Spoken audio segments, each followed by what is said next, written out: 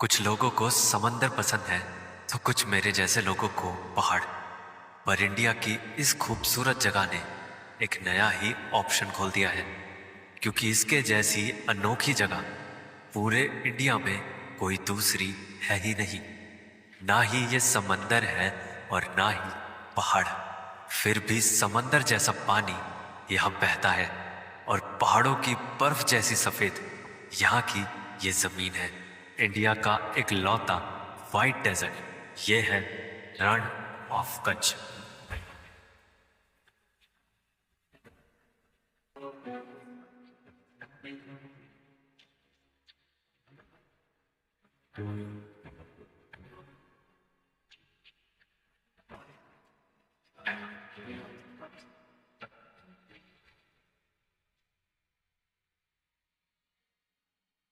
India के दूसरे छोर पर गुजरात के कच्छ में बसा है दूर दूर तक फैला, कभी ना खत्म होने वाला ये वाइट डेजर्ट, जो बना है पूरी तरह से नमक से, जो कि सिर्फ और सिर्फ नेचर का कमाल है।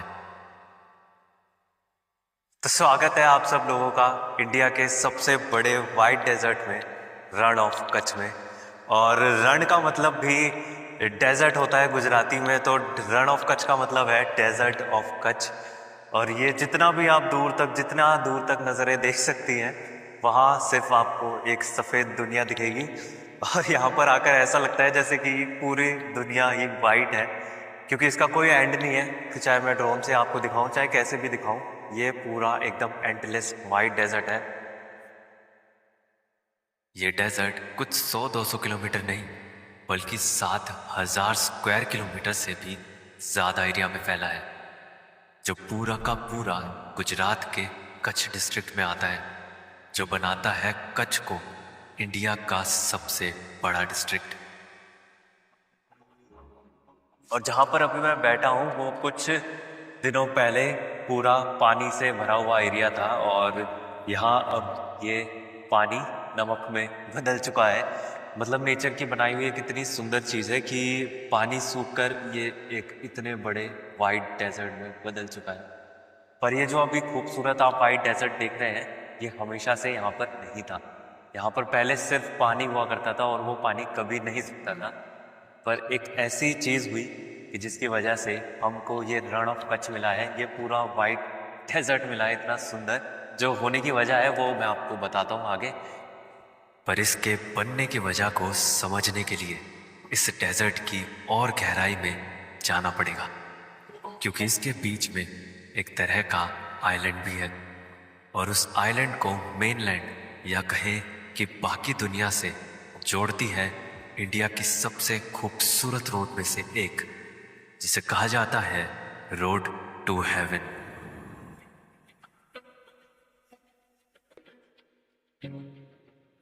30 किलोमीटर लंबी ये रोड शुरू होती तो दिखती है, पर खत्म होती नहीं।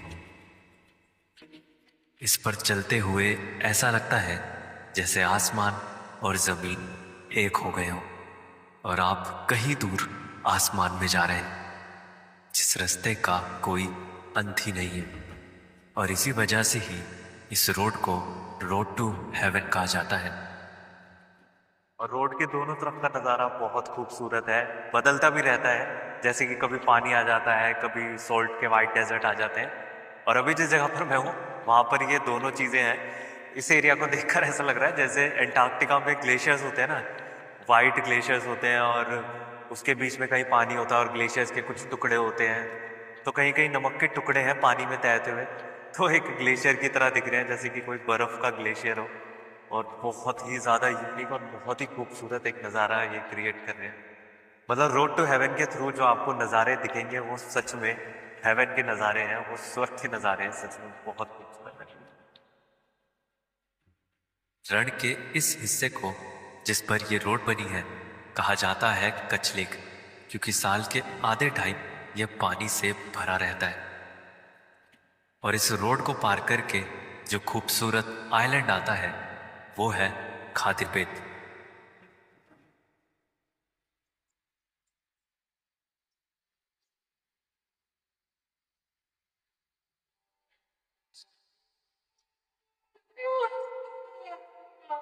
इस आइलैंड पर बसे हैं बहुत सारे विलेजेस, पर रोड टू हेवन जिस विलेज तक जाती है वो है धोलावीरा।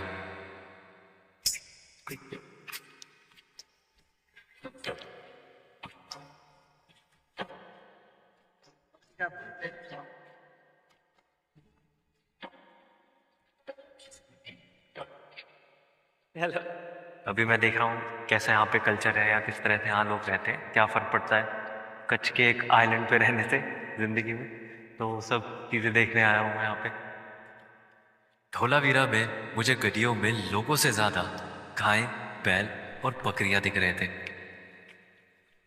पर जब कुछ लोग दिखे तो पता चला कि रण कितना ही सफ़ेद हो, पर यहाँ के लोगों के कपड़ों में रंगों की कोई कमी नहीं है।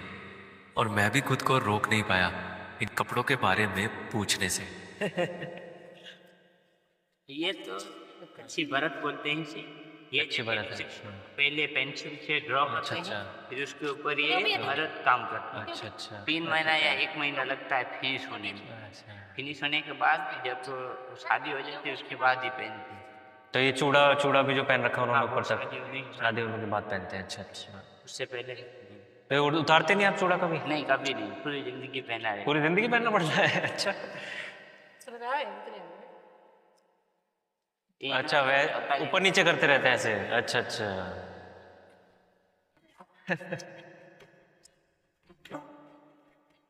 यूं ही घूमते घूमते मुझे मिले कुछ और लोग।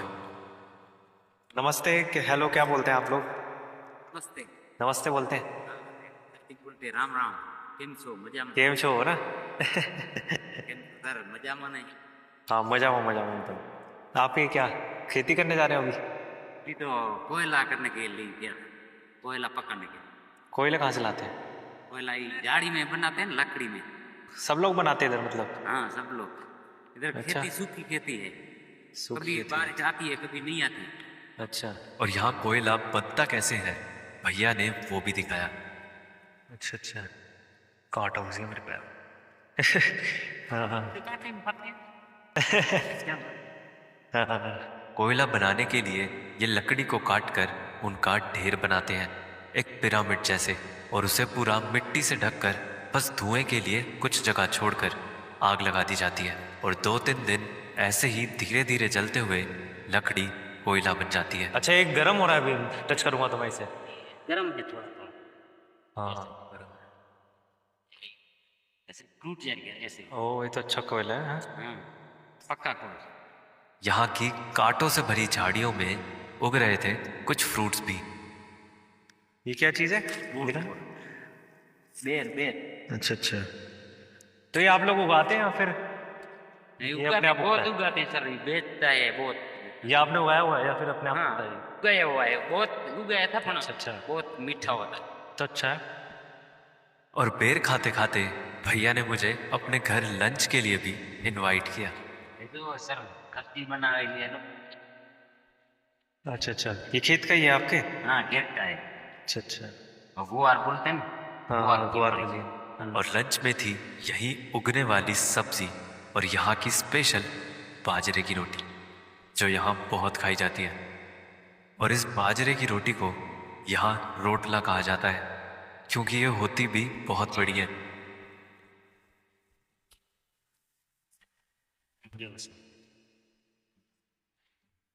सब कुछ ये घर का बना हुआ ना? ये छाछ भी आपके गाय के दूध की? गाय। अच्छा जी, बहुत बड़ी रोटी है, काफी भारी है। हाँ, मजा आएगी। दबा के खाना हो सर, दबा के खाना। शर्म नहीं रखनी। फिर इतना हेल्दी खाना खाने के बाद यहाँ से विदा करके मैं चला अपने आगे के सफर में। क्या बोलते हैं? बाय कर रहा हूँ मैं आपको। बाय क्या बोलते हैं? बाय को क्या बोलते हैं गुजराती में? आओ जो। चलो ठीक है, आओ जो ठीक है, जाता हूँ। हाँ मेरे घर आना। हाँ, बिल्कुल आऊँगा। ठीक है, आओ जो। धोलावीरा में जब इस आइलैंड के किनारे की तरफ जाते हैं तो एक बहुत ही खूबसूरत सनसेट दिखता है, क्योंकि रण के इस हिस्से में जो पानी है वो सनसेट में आसमान बन जाता है।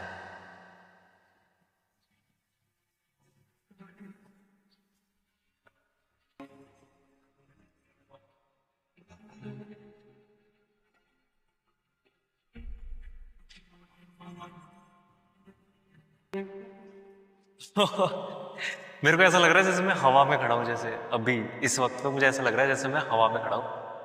कुछ भी समझ नहीं आ रहा है, कहाँ पर आसमान है, कहाँ पर जमीन है। नेचर की बनाई इतनी खूबसूरत और साफ रिफ्लेक्शन देखकर भरोसा ही नहीं होता आंखों पर।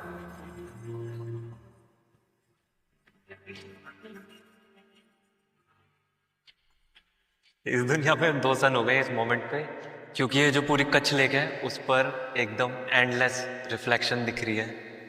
बिना देखे कोई यकीन ही नहीं कर सकता इस चीज पर जो मैं अभी देख रहा हूँ। सही,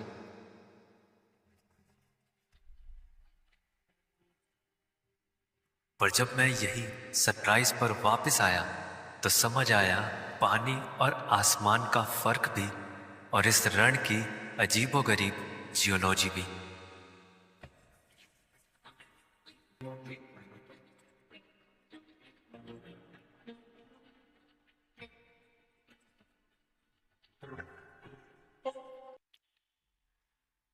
पर यह सोचने वाली बात है कि कच्छ का कभी पानी तो कभी नमक से भरा ये यूनिक लैंडस्केप आखिर बना कैसे।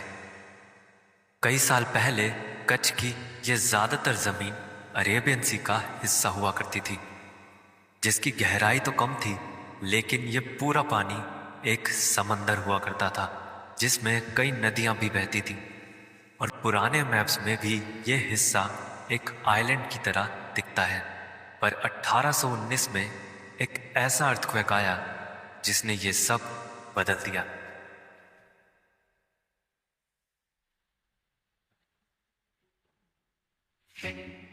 क्योंकि 8 से भी ज्यादा मैग्नीट्यूड के इस भूकंप की वजह से कच्छ की ओर बहने वाली नदियों के रास्ते में जमीन का एक बहुत बड़ा हिस्सा ऊपर उठ गया, जो कि 90 किलोमीटर लंबा, 25 किलोमीटर चौड़ा और 20 फीट ऊंचा था।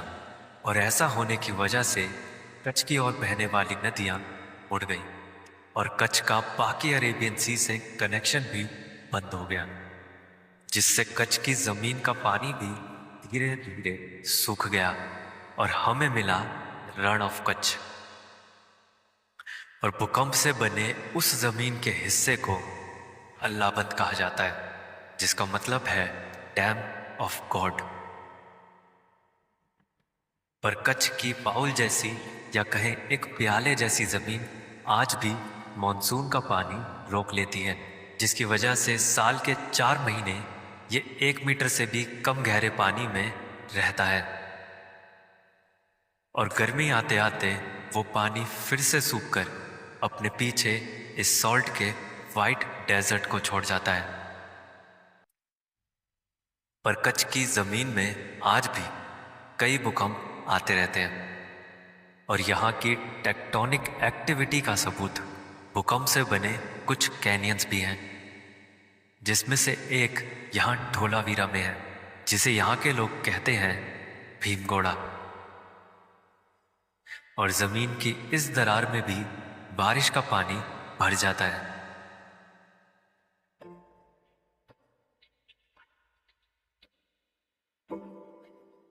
पर कच्छ में रहने वाले लोगों ने यहाँ हर कुछ साल में आते भूकंप से बचने के लिए एक ऐसा घर बनाया जो यहाँ के हर भूकंप में खड़ा रहता है, जिसे कहते हैं भूंगा। भूंगा होता है एक गोल मड हाउस जैसा, जिसमें सूखी घास और लकड़ी की छत होती है, जो कि पूरी तरह से इको फ्रेंडली घर है। और यही मोटी सर्कुलर दीवारें इसे भूकंप में टूटने से बचाती हैं।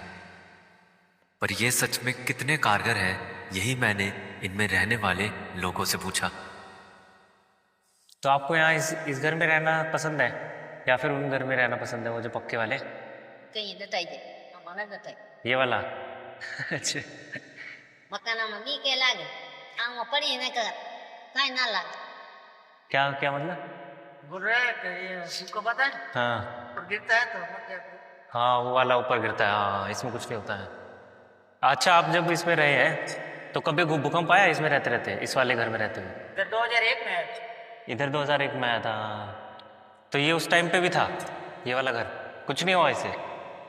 ओह, और फिर थोड़ी देर में ही स्ट्रॉन्ग बुंगा घर की स्ट्रॉन्ग चाय पीने का भी मौका मिला। क्या क्या क्या? दिल्ली तक ऐसे चाय नहीं लगी। अच्छा जी। चाय पिए आप ऐसे प्लेट में चाय पीते हैं? प्लेट में, कप में नहीं चाय पीते? कप में कप में अच्छा। पप्पा कहते हो नहीं नहीं, सही है, बढ़िया है, ठीक है। नहीं नहीं नहीं नहीं, पीऊंगा इसमें ही। रहने दीजिए, कोई नहीं, मैं इसमें पीऊंगा, रहने दीजिए, कोई बात नहीं। ये ना का कोई बड़ी तरह ड्रम पर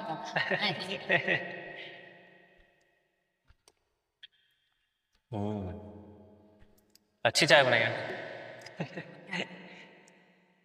फिर यहाँ से बाय बोलकर मैं चला ठीक है, रण बाय। की दूसरी साइड पर, जहाँ मुझे हमेशा रण पर बस पानी दिख रहा था, वहीं यहाँ मुझे कुछ खूबसूरत बर्ड्स भी दिखी।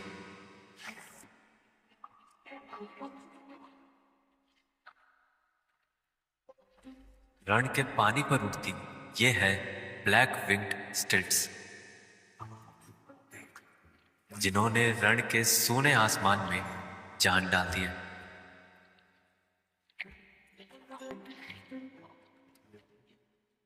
पर रण के आसमान में कुछ और भी खूबसूरत है। चांद, फुल मून या पूर्णिमा की रात में कच्छ का ये वाइट डेजर्ट खुद चांद बन जाता है। अभी जिस जगह पर मैं खड़ा हूँ वो पूरा एक वाइट डेजर्ट है और सामने ऊपर है फुल मून, और ये पूरा वाइट डेजर्ट रिफ्लेक्ट कर रहा है मूनलाइट को बहुत ही अच्छे तरीके से। अब मैं तो अपनी आंखों से ये देख पा रहा हूँ, बट ये कैमरे में अच्छे से रिकॉर्ड हो नहीं रहा है।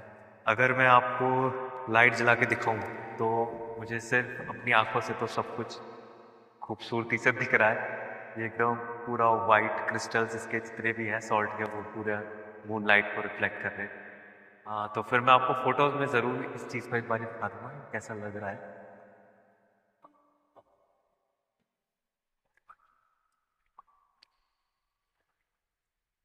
अब तक देखा कच्छ का ये सारा हिस्सा डेजर्टेड था, पर कच्छ का एक खूबसूरत शहर भी है, भुज।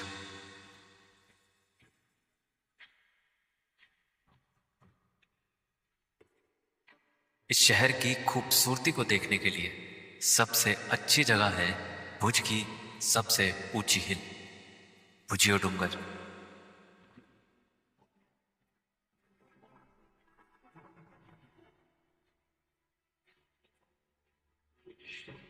जिस पर बना है सालों पुराना भुजियो फोर्ट।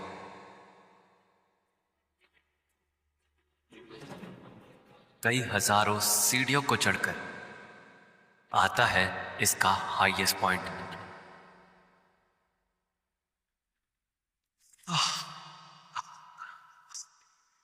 तो मैं बहुत ज्यादा तेज भाग कर आया हूं यहाँ पर क्योंकि सनराइज होने वाला था और मुझे जल्दी से यहाँ पहुंचना था, बट नजारा बहुत ज्यादा सुंदर है। यहाँ पर इसकी इतनी हाइट पर आकर एकदम राजा वाली फीलिंग आ रही है।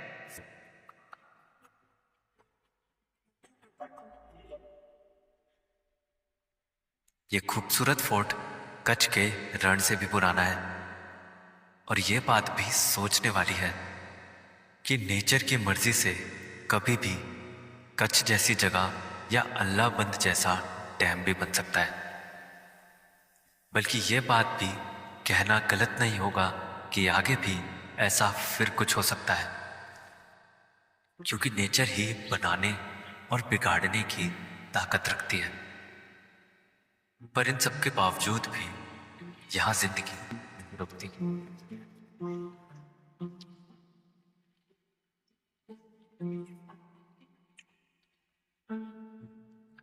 और नमक से घिरी इस जगह में रहकर भले ही इन लोगों का हवा पानी सब नमकीन हो गया, पर इन लोगों का स्वभाव आज भी मीठा है। दिल्ली तक ऐसे चाय नहीं लगी। अच्छा जी। भाई को क्या बोलते हैं गुजराती में? अरे आओ जी। आओ जो, चलो ठीक है, आओ जो ठीक है जाता हूँ। हाँ इस तरफ मेरे घर आना। हाँ हाँ बिल्कुल आऊँगा, ठीक है, आओ जो। जब ये लोग इन खारे हालातों से घिरे भी जिंदगी की मिठास ढूंढ लेते हैं, तो फिर हम क्यों जिंदगी की मिठास से घिरे भी कुछ रहने की बस वजह ढूंढते रहते हैं।